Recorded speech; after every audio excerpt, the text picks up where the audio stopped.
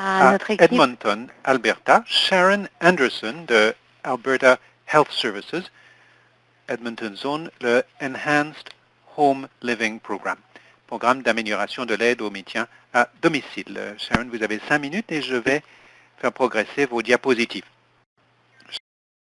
Sharon Anderson.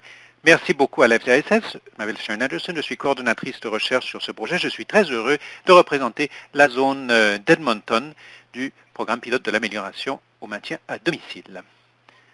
Alors, selon la province, environ 20 à 30% des personnes admises dans les soins de longue durée ont les mêmes besoins des personnes qui continuent à être prises en charge dans la communauté. Mais les gens veulent demeurer à domicile aussi longtemps que possible.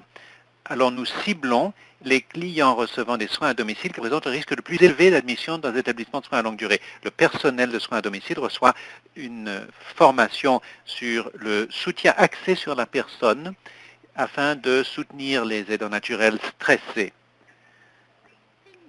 Nous utilisons des outils afin d'évaluer la détresse des aidants naturels et nous avons un outil d'évaluation des besoins des aidants naturels afin de susciter des entretiens avec eux quant à leurs besoins de soutien dans 2 domaines, afin de prolonger les soins à domicile et de maintenir leur propre bien-être, ce qui est très important.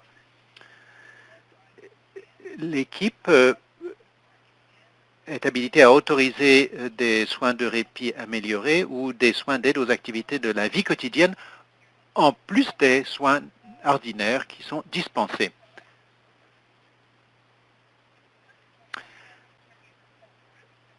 Le système de soins axé sur les besoins des patients et des aidants présente une souplesse qui est un gage d'efficacité, surtout pour les aidants naturels plus jeunes ou issus de groupes minoritaires, des personnes que nous avons éprouvé des difficultés à servir. 98% des clients qui choisissent de rester à la maison, 57 patients sur 66 avec le risque le plus élevé d'admission en soins résidentiels avec des scores MAPLE de 4 ou 5 sont demeurés à la maison.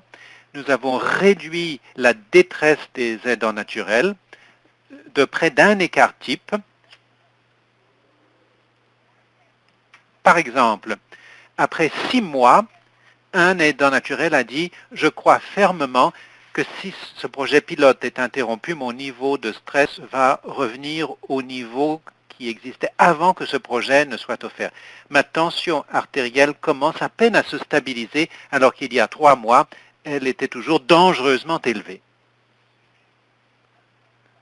Nous avons vraisemblablement évité un ACV. La confiance du personnel et la satisfaction au travail ont augmenté.